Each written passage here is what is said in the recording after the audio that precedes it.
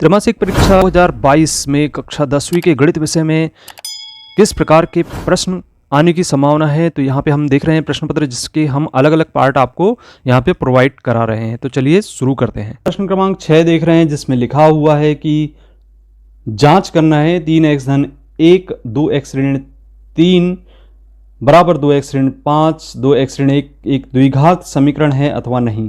तो हम इस तरीके से इसे सरल कर देते हैं, इसका आपस में गुणा करते हैं। गुणा करने पर हम पाते हैं कि यहाँ पे इस प्रकार से हमें प्राप्त हो जाता है और अंत में यहाँ पे एक द्विघात बहुपद हमें मिल जाता है। तो ये द्विघात समीकरण है। तो इस प्रकार से हम द्विघात समीकरण निकाल लेते हैं। नेक्स्ट क्वेश्चन यहाँ पे देख रहे हैं, अथवा में आप यहाँ निम्न स्थिति को द्विघात समीकरण के रूप में व्यक्त करना था। दो क्रमागत धनात्मक पूर्णांकों का गुणनफल 306, तो हमें पूर्णांक भी ज्ञात करना है। तो यहाँ पे मान लेते हैं कि वे क्रमागत धन पूर्णांक x तथा x धन 1 हैं। इस स्थिति में दोनों का गुणनफल 306 होगा और x इंटू x धन 1 बराबर 306। इसको सरल करेंगे तो यहाँ पे हमें समीकरण प्राप्त होता है x स्क्वायर धन x ऋण 306। अब चूंकि 18 और 17 का गुणनफल 306 के बराबर है तो इसे लिखेंगे हम 18x ऋण 17x ऋण 306 बराबर 0। इसको सरल कर लेते हैं, गुणनखंड निकाल लेते हैं तो x धन 18 और x ऋण 18 इसका मान प्राप्त होगा। x धन 18 गुणित x ऋण 17 बराबर 0 हमें प्राप्त होता है। इसका मान यदि 0 के बराबर रखते हैं तो ये x का मान ऋण 18 मिलता है जो कि असंभव है, और x ऋण 17 का मान हम 0 के बराबर रखते हैं तो x का मान हमें 17 मिल जाता है। तो इस प्रकार से देखते हैं बच्चों यहाँ पे, तो वह पूर्णांक होगा x बराबर 17। और यदि हम दूसरी संख्या देखें तो यहाँ पे दूसरा पूर्णांक x धन 1 अर्थात 17 धन 1 बराबर 18 प्राप्त हो जाता है। तो वह पूर्णांक होंगे 17 एवं 18।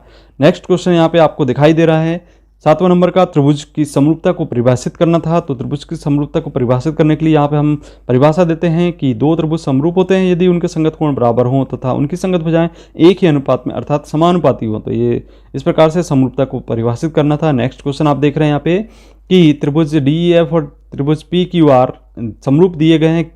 क्या कहना सत्य है कि कोण D बराबर कोण R और कोण F बराबर कोण R होगा। तो यहाँ पे हम देखते हैं कि दोनों त्रिभुज दिखाई दे रहे हैं और दोनों समरूप हैं। तो चूंकि समरूपता की परिभाषा जैसा कि हमने ऊपर बताया कि संगत कोण बराबर होना चाहिए, तो चूंकि समरूप त्रिभुज है तो इनके संगत कोण बराबर होंगे। तो कोण D बराबर कोण P क्या होगा, कोण E बराबर कोण Q और कोण F बराबर कोण R। यहाँ पे चूंकि दिया गया है कि कोण D और कोण R आपस में बराबर हैं, तो कोण D और कोण R यहाँ पे आपस में बराबर नहीं हैं और इस प्रकार से जो दूसरा बिल्कुल सही है, कोण F बराबर कोण R है किंतु कोण D बराबर नहीं है कोण R के, तो यह पहला ऑप्शन बिल्कुल गलत होगा और दूसरा सही होगा। अब नेक्स्ट क्वेश्चन यहाँ पे देख रहे हैं कि 250 को अभाज्य गुणनखंड के गुणनफल के रूप में व्यक्त करना है। तो यहाँ पे हम देख रहे हैं 250 को हमने अभाज्य गुणनखंड ज्ञात किया और यहाँ पे हमने पाया कि 2 गुणित 5 गुणित 5 गुणित 5 के रूप में हमें प्राप्त हो जाता है। तो इस प्रकार से अभाज्य गुणनखंड के गुणनफल के रूप में हमने व्यक्त कर दिया। नेक्स्ट क्वेश्चन यहाँ पे आप देख रहे हैं, इसका अथवा में जैसा कि हम देख रहे हैं स्क्रीन पर 621 और 81 का एलसीएम ज्ञात करना है। तो यहाँ पे हम ज्ञात करते हैं। 621 को हम इस प्रकार से लिख सकते हैं जैसा कि हमने यहाँ पे गुणनखंड निकाल लिया।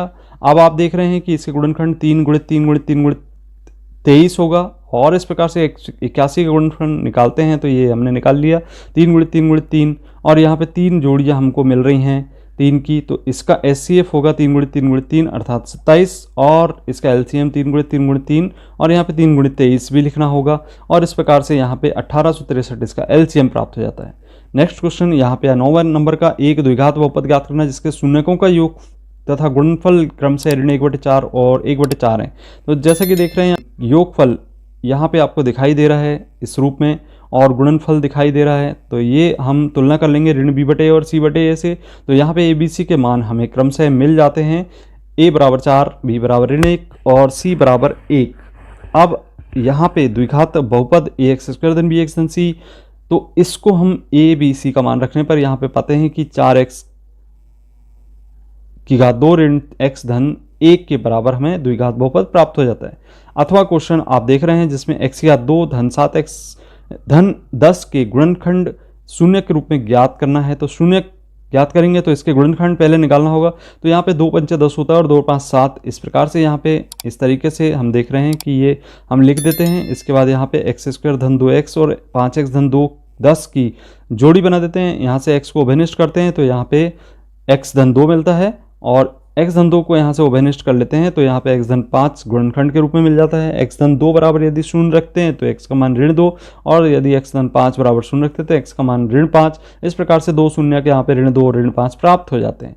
नेक्स्ट क्वेश्चन यहाँ पे देख रहे हैं, जैसा कि 10वां प्रश्न है। 10वें प्रश्न में आपको यहाँ पे देख रहे हैं कि समांतर श्रेणी के प्रथम 4 पद लिखना है, जबकि प्रथम पद a बराबर 4 और सार्वंतर d बराबर ऋण 3 है। तो समांतर श्रेणी के प्रथम 4 पदों को इस प्रकार से लिखा जा सकता है।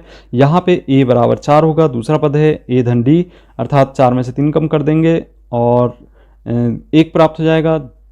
तीसरा पद है a धन 2d, तो यहाँ पे a और d का मान रखते हैं, सरल करते हैं तो ऋण 2 प्राप्त हो जाता है। और इस प्रकार से चौथा पद a धन 3d, तो यहाँ पे हम लिखेंगे यहाँ ऋण 5। तो इस प्रकार से प्रथम 4 पद आप लिख लेते हैं, 4 1 ऋण 2 ऋण 5। अब चलिए अगला प्रश्न अथवा में देखते हैं कि यहाँ पे 21 18 15 समांतर श्रेणी है, इसका कौन सा पद ऋण 81 है। तो इसको सरल करते हैं बच्चों, तो इसमें हम ज्ञात करेंगे। सबसे पहले तो आप यहाँ पे देख रहे हैं कि इसका पहला पद जो है 21 है, और यहाँ पे सार्वंतर निकालें तो यहाँ पे ऋण 3 प्राप्त हो जाता है, और इसका nवां पद यहाँ पे ऋण 81 हमें ज्ञात है।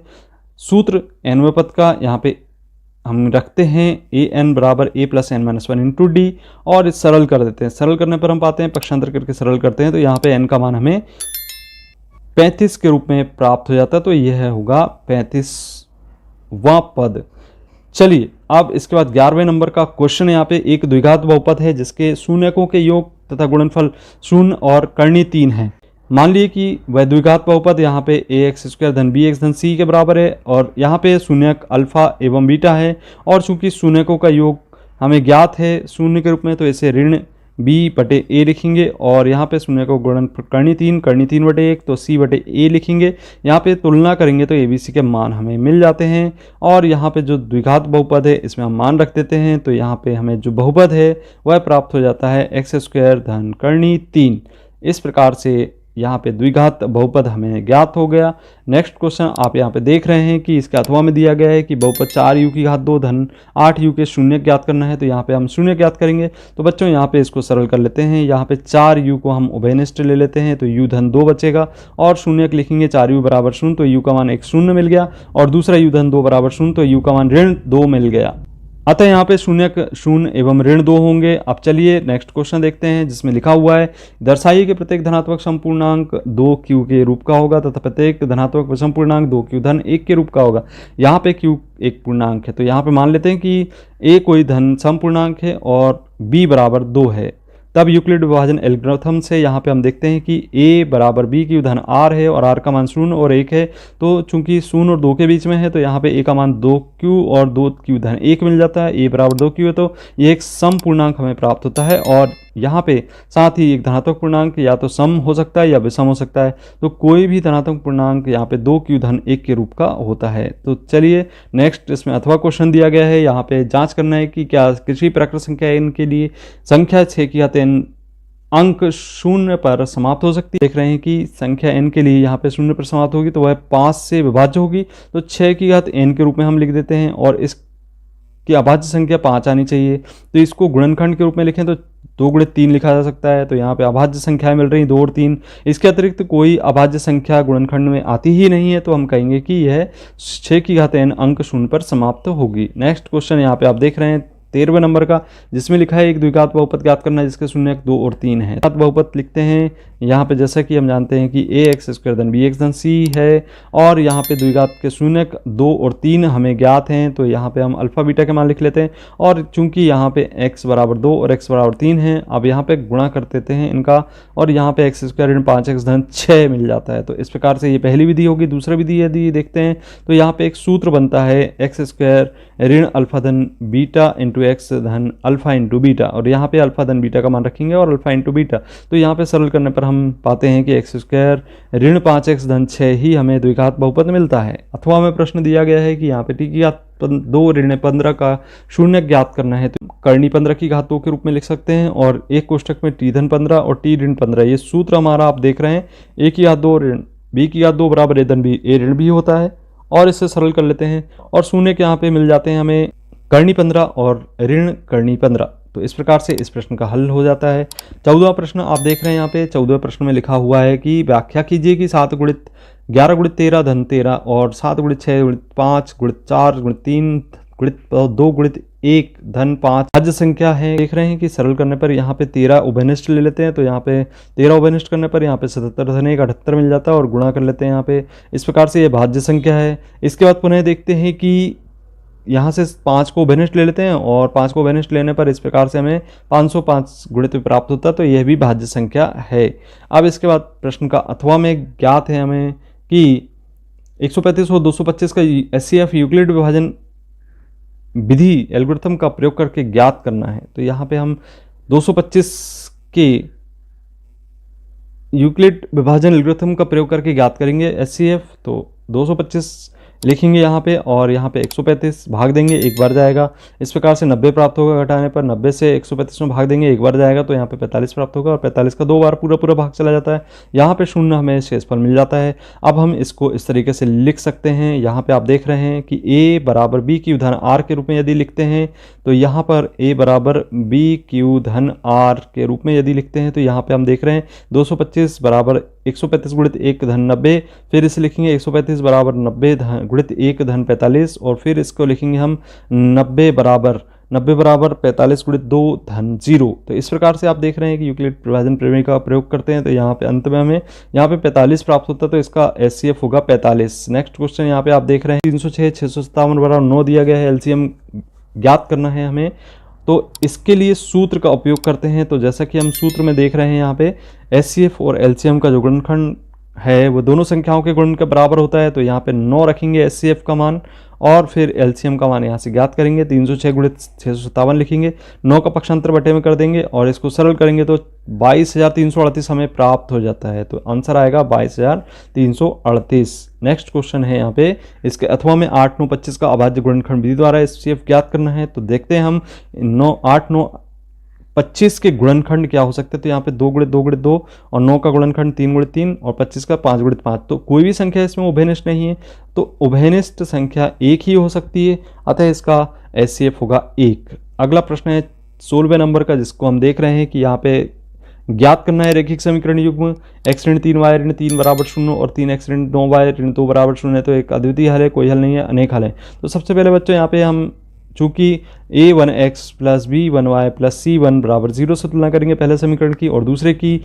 a2x प्लस b2y धन c2 बराबर 0 से तुलना करते हैं। हम पाते हैं कि यहाँ पे a1 का मान 1, b1 का मान ऋण 3, c1 का मान ऋण 3, a2 का मान 3, b2 का मान ऋण 9 और c2 का मान ऋण 9 है। अब यहाँ पे इनके अनुपात का हम तुलना कर देते हैं। तो अनुपात में तुलना करने पर हम पाते हैं कि a1 बटे a2 बराबर तो प्राप्त होता है b1 बटे b2 के, किंतु c1 बटे c2 के बराबर प्राप्त नहीं होता है। तो समीकरण युग्म का कोई हल नहीं होगा। तो इस प्रकार से इसका आंसर देंगे। अब चलिए इसका अथवा में प्रश्न है कि यहाँ पर k के किस मान के लिए रैखिक समीकरण युग्म kx धन 3y ऋण k ऋण 3 बराबर 0 है और 12x धन ky ऋण k बराबर 0 के अपरिमित रूप से अनेक हल है। चलिए इसे हल करते हैं। तो यहाँ पे हम देखते हैं कि यहाँ पे हमने लिख लिया और यहाँ पे हमने a1 बटे a2 बराबर b1 बटे b2 बराबर c1 बटे c2 से तुलना किया और यहाँ पे तुलनात्मक रूप से हमने प्राप्त कर लिया। तो अपरिमित रूप से अनेक हल हैं, तो यहाँ पे तीनों बराबर होते हैं और इस प्रकार से यदि हम इन दोनों की तुलना पहले करते हैं तो यहाँ हमें प्राप्त है कि a का मान धन ऋण 6 के बराबर, और फिर इसके बाद यदि हम तुलना इन दोनों की करते हैं तो हमें यहाँ से भी 2 मान प्राप्त होते हैं, एक 0 तथा 6। तो इस प्रकार से यहाँ पे k का मान हमें प्राप्त हो जाता है। इसी प्रकार के G9 कंटेंट देखने के लिए मिलते हैं अगले पार्ट में। धन्यवाद।